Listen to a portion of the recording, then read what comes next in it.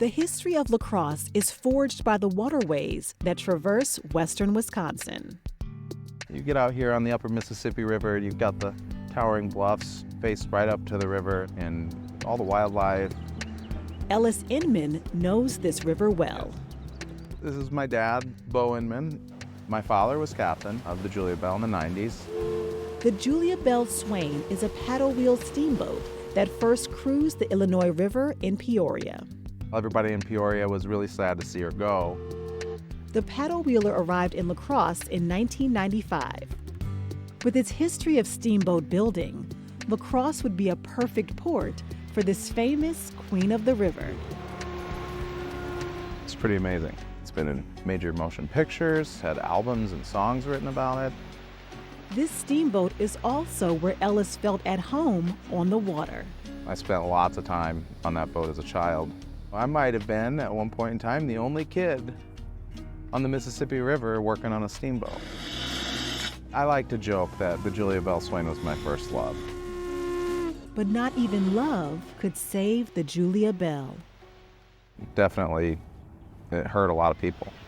In 2008, her paddle wheel churned upriver for the very last time. It's hard to believe how many people it's touched. And that's exactly why everybody was so disappointed, why they were so sad and hurt by the fact that the Julia Bell shuttered and was laid up. It remained dormant until the Julia Bell Swain Foundation set out to restore and preserve this piece of La Crosse history. We're very lucky that the Julia Bell still even floats after the last several years of neglect. Anything that's built to move and built to run gets destroyed by just sitting. Then, just like the muddy Mississippi River, those renovation plans got muddied. Millions of dollars spent and mounting costs sank the project. It was a lot for people to deal with. It really was. A foundation dissolving and not being able to finish the project. The sadness, the fact that you'll never get to experience that again.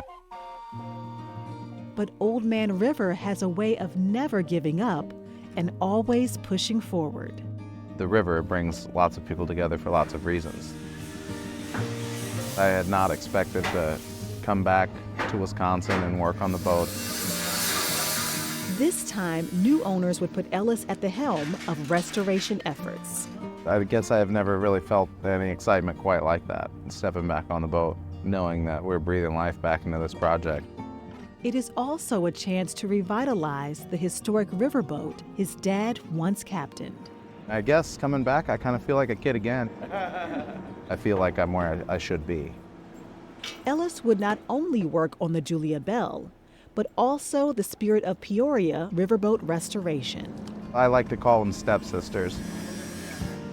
Obviously from Peoria, Illinois, the boat replaced the Julia Bell Swain back in the 80s. Every day is exciting, every day is something new. By this point, the Julia Bell hadn't rolled on the river in 14 years. Just sitting is bad for a boat. It's killed some of the greatest boats that we've ever had. Despite past attempts at preservation, years of standing idle proved unkind to the steamboat. Once she got here and we got into the project, we realized that there were a lot of changes that needed to be made. We dove right in, torn her apart. Torn apart and put back together with a few more bells and whistles. I don't want to pull any punches here. She won't be the same as she was. Once we're finished with her, she's going to be very different. At her core, at her heart, she'll still be a steamboat. The one thing that won't change, her 110-year-old steam engines. They've had more than 1 million miles logged on them. I'm looking forward to the steam engines jumping back into life. And the sounds, the sights, the smells, it's all part of it. It's going to be a lot of fun. It'll be definitely an experience. For La Crosse, it's more bittersweet. It was quite emotional. In December of 2023, a barge escorted the stepsisters downriver as the city bid farewell to the riverboats. There's only 5 sternwheel steamboats left.